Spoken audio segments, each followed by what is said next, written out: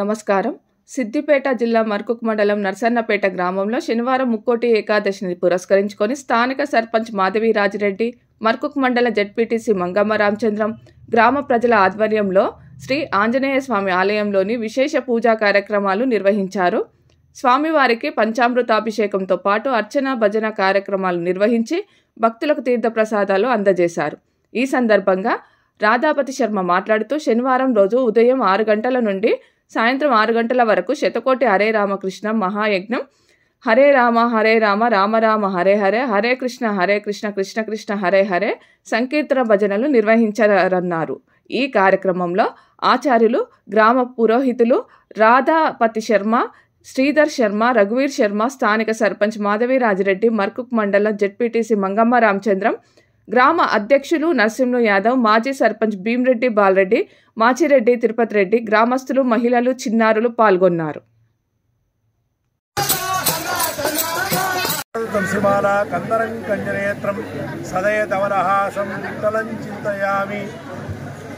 సిద్దిపేట జిల్లాలోని మర్కుక్ పాండురంగ ఆశ్రమంలో శతకోటి హరే రామ జపయజ్ఞం కార్యక్రమం చేయాలని సంకల్పించుకున్నాం.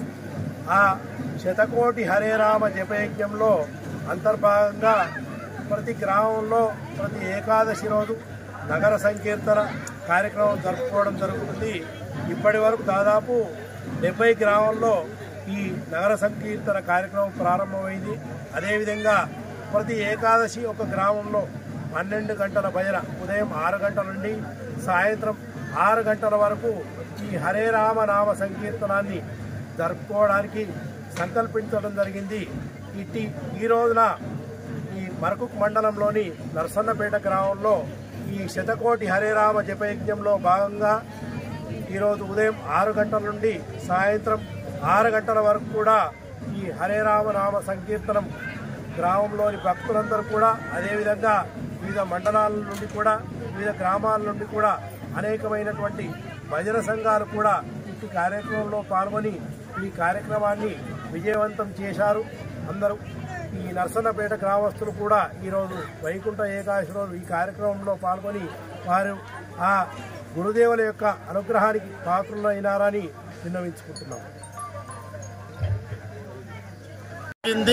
ప్రతి గ్రామంలో అద్భుతంగా ఈ భగవన్నామం కొనసాగుతుంది. ఈరోజు ముక్కోటి ఏకాదశి, వైకుంఠ ఏకాదశి పురస్కరించుకొని ఈ నర్సన్నపేట గ్రామంలో ఒక పండుగ వాతావరణంలో పిల్లలు, పెద్దలు, ఆడవారు, మగవారు అందరూ కూడా అద్భుతంగా నృత్య గానాలతోటి ఈ హరే రామ నామ సంకీర్తనం చేసుకొని ఆనంద పారవశ్యంలో మునిగి తేలారు. స్వామివారి నినాదమైన నాదం సాదం ప్రతిబింబింపజేశారు. నాదం అంటే భగవన్నామం చేయడం, సాదం అంటే కడుపు నిండా భోజనం పెట్టడం. మరి వివిధ భగవత్ సేవా సమాజం శాఖలు 50 శాఖలు ఏర్పడ్డాయి పాండురంగ ఆశ్రమం కింద. ఈ 50 శాఖల్లో దౌలాపూరు, తర్వాత వాసాలమర్రి, తర్వాత మర్కుకు, పీర్లపల్లి, జగదేవపూర్ వివిధ గ్రామాల నుంచి వచ్చినటువంటి ఆ భక్తులందరికీ వీరు కడుపు నిండా భోజనం పెట్టి అందరితో భగవన్నామం చేయించి మరియు వచ్చినటువంటి వారందరికీ కూడా సాదరమైనటువంటి వసతి కల్పించారు. ఈ కార్యక్రమంలో పాల్గొన్న వారందరికీ స్వామివారి అనుగ్రహం కలగాలని మనస్ఫూర్తిగా కోరుకుంటున్నాను. సద్గురునాథ్ భగవాన్ కి జై.